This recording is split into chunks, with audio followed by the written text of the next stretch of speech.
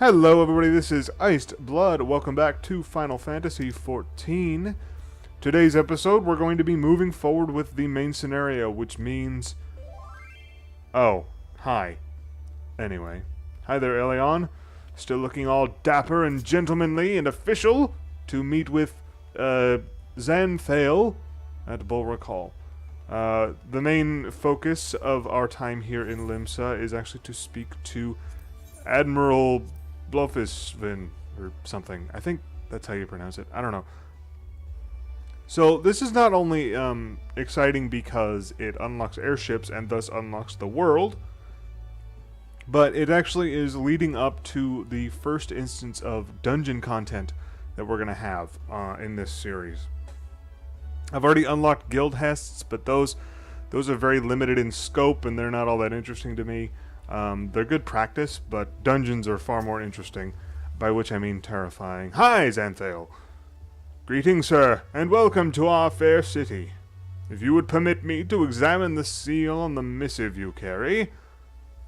sure. The letter to the Admiral. Here you go. Yes, everything seems to be in order. My apologies. We cannot afford to be complacent, you understand. Please, step this way.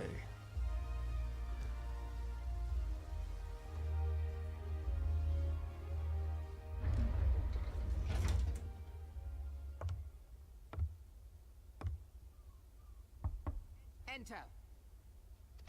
Okay then. Ooh.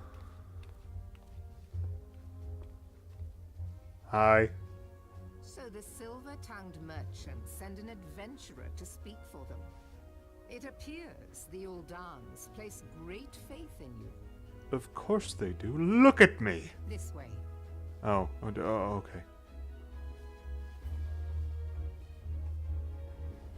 I bid you welcome. Hi. I am Elder Bluffesawoufn, Admiral of Limsa Lominsa, and Commander of the Maelstrom. Now, what news from Thanalan? Well, some shit happened, and some things died, and I killed them. A memorial service to honor the fallen.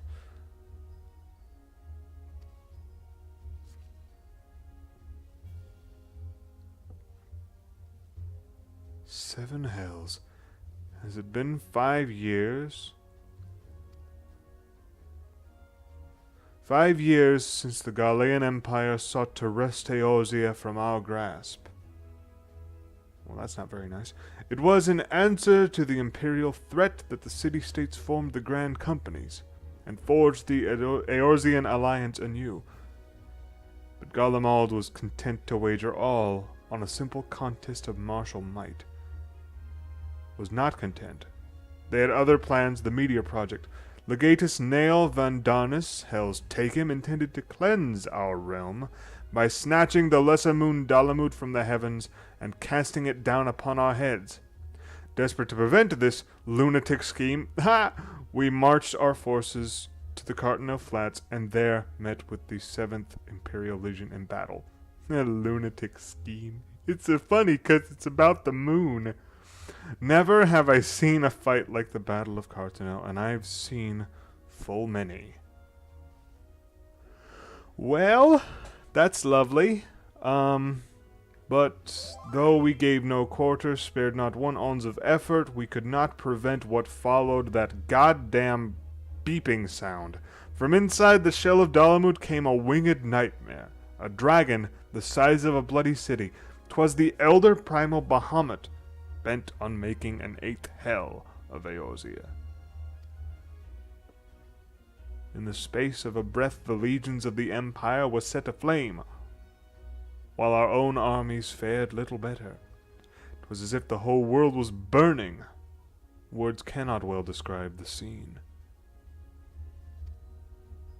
And yet, by some miracle, a few among us were spared.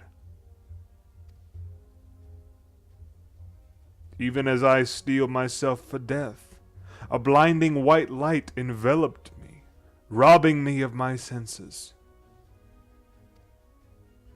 When I regained them, the dragon was gone, and the still smoldering land was warped beyond all knowing. Were Archon Louisoix still with us, he would doubtless shed some light on these unfathomable happenings. Alas, he is not, and I fear we will want for his wisdom in the days to come. For while our nations struggle to recover from the devastation, the beastmen call forth their damned primals to torment us anew. Unless we put aside our differences and rebuild now, our foes will catch us unprepared.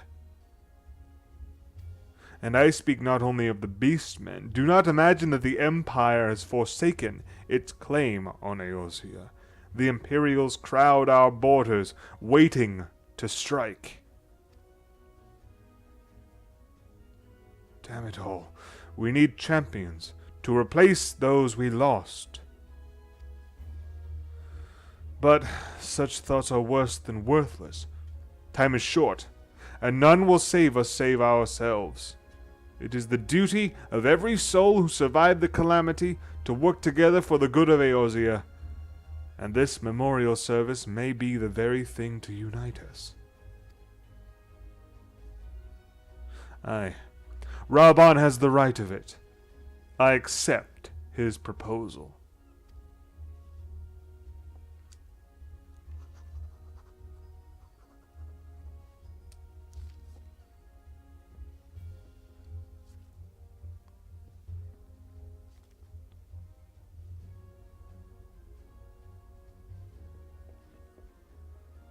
It's kind of stuffy in here.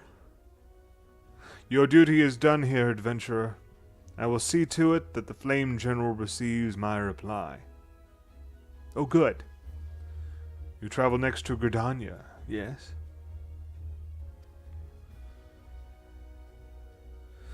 Pray give my regards to the Elder Seedseer. Oh, and tell her the wolf has been sniffing around the stables.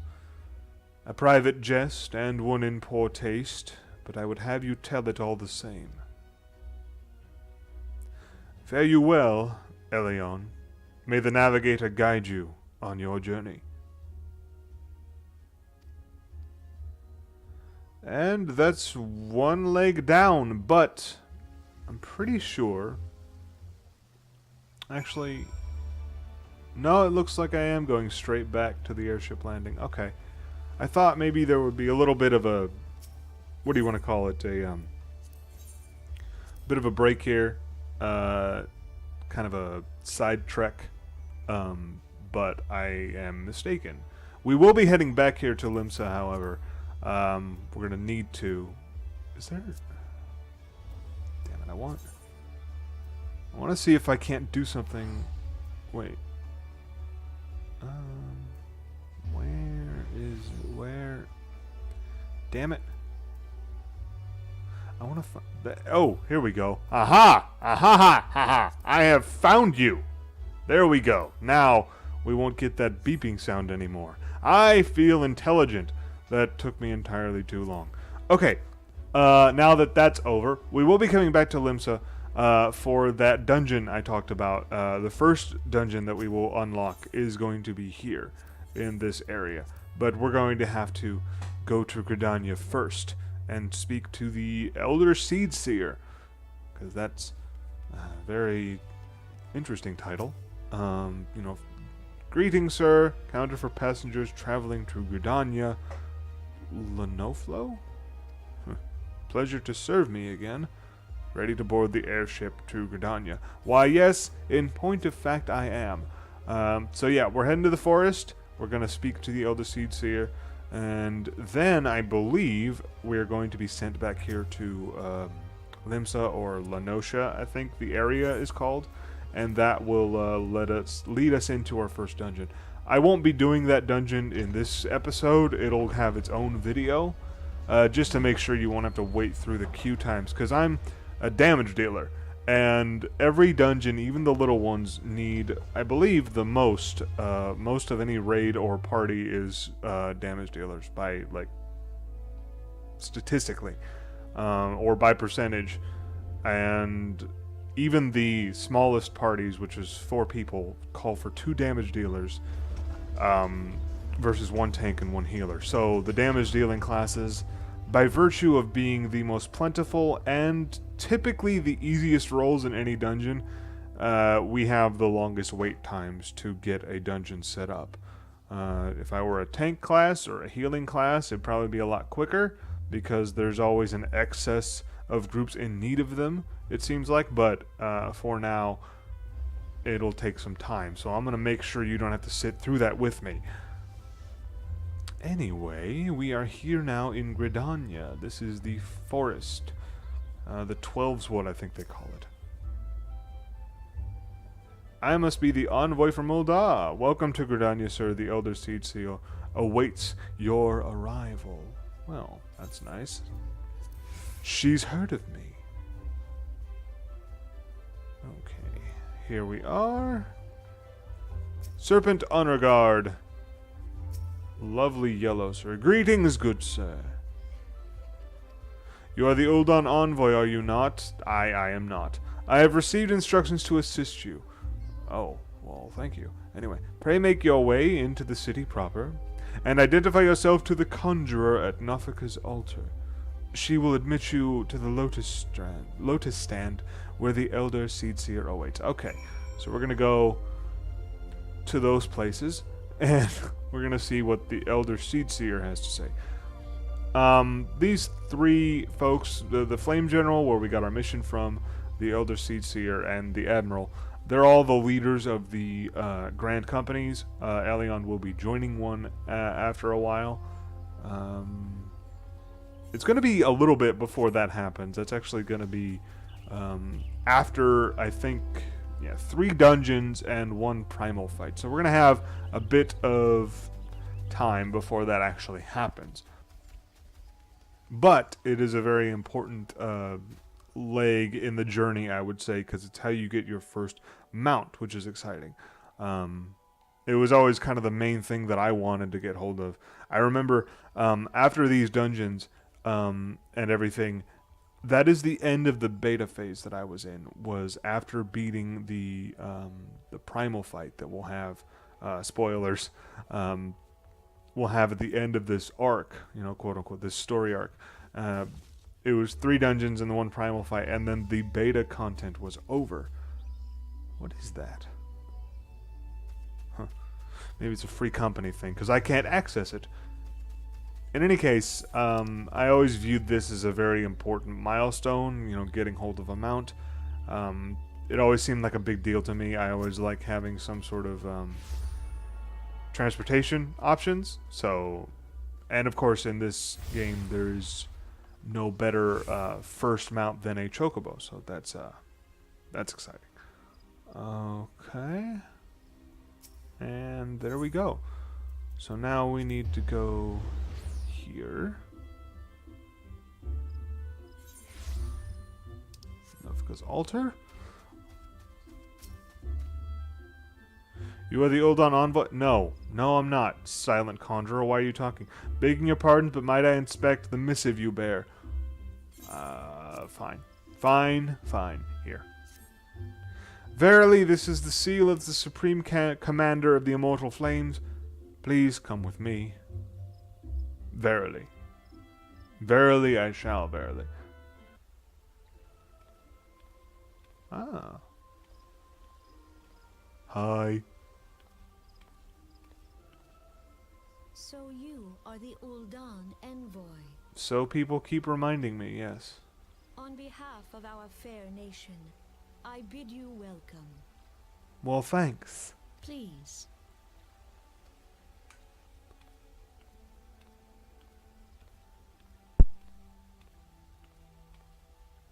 Allow me to introduce myself. I am Kans-E-Liubna, Elder Seedseer of Gridania, and leader of the Order of the Twin Adder, our nation's grand company. I understand you bear a message from the Flame General.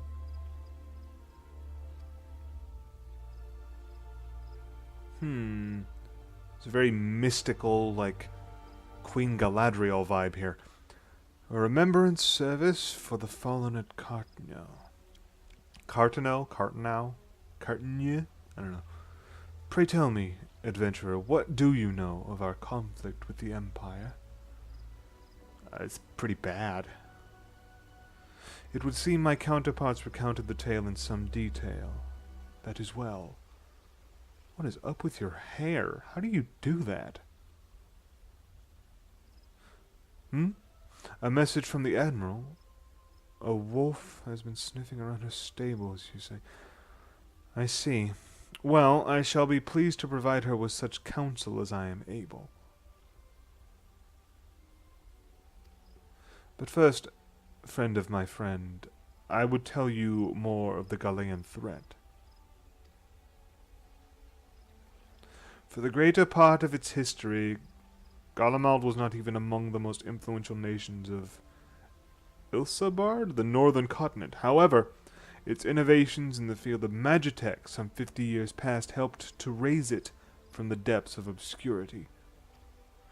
Emboldened by this technology, it set about subjugating its neighbors, swiftly absorbing each into its ever-expanding territory. And when all of Ilsabard lay within its grasp, it turned its ravenous gaze upon Eorzea. Yet Garlemald's transformation did not come about by virtue of magitech alone. Its success owed much to the consummate leadership of its first and reigning emperor, Solus Zosgalvus, the man who built an empire in his own lifetime. Yet he has lived long, and after more than 80 winters it is said that he grows frail and ever more prone to illness. If rumors are to be believed, the matter of succession has destabilized the imperial court. This would explain the Empire's relative inactivity in recent years, which has granted us much-needed time to rebuild.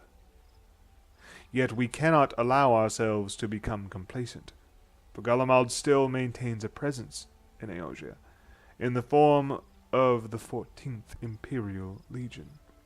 Commanding this great host is Legatus Gallus van Belzier, a man whose ambitions are well known to us. So long as he breathes Eorzean air, none of us may sleep easy. We met him. The calamity wreaked such devastation upon the realm that it's been all we could do to nurse our wounds, never mind rebuild our defenses.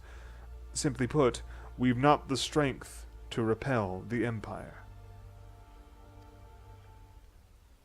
To add to our woes, the beast tribes continue to summon their primals, whose very existence is a bane upon the land. Each nation is beset with its own primal problems. None has the resources to look beyond its own borders. The Admiral desires my counsel regarding a brazen wolf. She means to tell me that the Empire may soon resume its advance. Though the primals pose an undeniable threat to our survival, the threat posed by the Garleans is greater still. Clearly each nation can no longer afford to think only of that which occurs within its own borders. A storm gathers upon the horizon. If we're to weather it, we must needs stand united once more. A remembrance service may help to rekindle the spirit of unity which brought the peoples of Eorzea together when last the Empire threatened our liberty. The Flame General was wise to make his proposal, and I wholeheartedly approve of it. The necessary provisions shall be made for a service here in Gridania.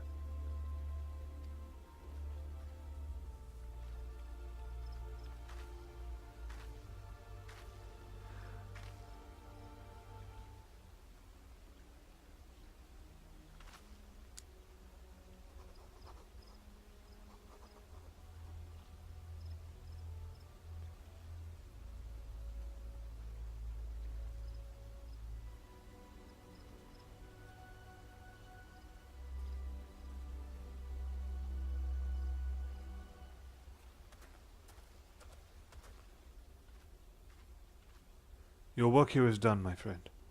I shall send my reply to the Flame General forthwith. I feel like I shouldn't interrupt the silence there. I thank you for coming. May the 12 see you safely home.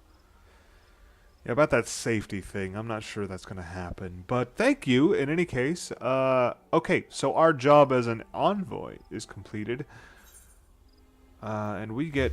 Ooh, we get a wind-up airship. Look at that. It's commemorated our success. So now we have to pay Gil to use the airships. Lovely, because we have so much of that. Well, alright, almost 1,000. I want to do the thing. Okay, so I need to... There you are. Wind up airship. We will use you, and that will summon you. Okay, I want to take a look at this. So we got this. Let's see. Despite it being the first and most ambitious undertaking by Highwind Skyway's founder, Tatanora, the Invincible actually never took flight. Its 10-year construction period plagued by accidents, material shortages, sabotage, and outright incompetence. Alright then. Alright, so let's see what's next. I think this is the one that leads us to our first dungeon, so let's take a look. I pray your meeting with the Elder Seedseer went well, my Lord Envoy. Correct me if I'm mistaken, but did you not also deliver a message to Admiral Bluffesawoufn of Limsa Lominsa? I did that. That's a thing I did. While you were there, did you happen to meet Baderin, the proprietor of the Drowning Wench? Gregarious gentleman, always happy to help his fellow man. Well, I am told he has a task for a capable adventurer. I know not what the task entails, but I dare say the Flame General's personal envoy would make a fine candidate. If you're interested in learning more, pray speak with Baderin at his establishment. Baderin? Baderin? Badrin? Bederone? I don't know. Okay, so we have to go back to Limsa now that we have completed this personal quest for the Flame General. And this is, this is the quest that leads us to our first dungeon, which, like I said, will have its own video. So we're going to finish this up. We're going to go back. We're going to talk to the dude at the Drowning Wench and get that all set up. And then next episode will be dedicated to the dungeon. So we have to go back to the airship landing, which is... which way do I go? First, let's talk to you. No, I'm not going to be wearing this much longer anyway. Let's just go down here and see about that airship ride. And pay like 1/10 of our money to go back to the place we just were. I don't know why we couldn't go to Gridania first. That seems like it would have been a bit more expedient, but fine. Fine. I suppose the game has to show us that we really do have to pay money. I don't know why. I really do think it would make more sense to just go to Limsa second, and then you just say, oh, by the way, you're right here at the lift. If you go to the Drowning Wench instead of the airship landing, you can find out about this dungeon, and then you can go do it for us, and then we'll be eternally thankful, and we'll give you another mission to complete, because we can't do a damn thing ourselves, because this is an RPG, and the player is everyone's lackey. Not that I'm bitter about this at all. Anyway, let's not talk about that any longer. Let's just get business underway. Here we are, back in Limsa Lominsa. We're going to talk to Baderin, Boderin, Banana Fana, never mind. Anyway, what am I doing? What am I doing? Okay, so summon you, because I like you, and then we'll put this one on. There we go. Alright, now we're equipped for battle. Let's do this. Drowning Wench. We are back to the Drowning Wench. Lovely name for an inn. Inn names are so fascinating. Or tavern, inn, both, whatever. Welcome to the Drowning Wench. Sit wherever you like, mate, and I'll be with you in a... Aye, I'm Baderin, alright. Who's asking? Heard as I've got a job for a capable adventurer, you say? Well, you're bloody right. Just so you're fairly warned, though, this ain't no job for the faint of heart. Things are liable to get downright bleeding hairy. But if you think you're still interested, let me know, and I'll fill you in on the details. I'm not going to be fully, like, replicating this accent, because, holy crap, I can barely read it. Hey, look at that! Ooh, Thunder 2. Yay! Level 22. Whee!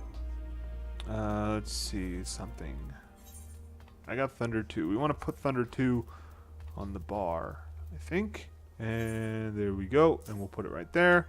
Looks all impressive. Alright, I'm going to check this actually, because the next quest is going to show us to the dungeon. So I'm going to check here. We all know how it feels to have had one too many. That's why I'll not fault our patrons for much of what goes on at our tables, but is it too much to ask that they keep their belongings on their person when they leave? This is an important one, actually. It wouldn't bother me so much if half of them didn't show up a week later, ranting and raving as if their drunken heedlessness was somehow my fault. Well, you gave them the drinks, right? Anyway, take this impressive-looking journal right here. As oft-used as it seems to be, I've no doubt its owner is tearing up the town, searching for his prized possession. A stranger he was, a swarthy Roganin who enjoyed his drink. Seemed to be getting on well with one of our regulars, Quentinane? Perhaps you could still catch up with him and spare me the headache. I'd offer you a free drink, but last time I did that, Badarin docked my wages. Okay. This is actually important. This will unlock our challenge log, which is actually very nice. We're probably gonna need that.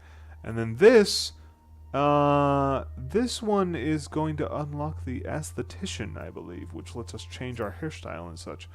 You're either a brave man or a fool, friend, to be wandering the streets of Limsa tonight, what with the slasher of Fisherman's Bottom on the loose. Oh, God. You've not heard? There's a madman about. Why, it's said he brandishes blades so long and sharp that they could gut a whale. No one's seen any blood yet, but that hasn't stopped the rumors from sending shivers up spines in every alehouse in town.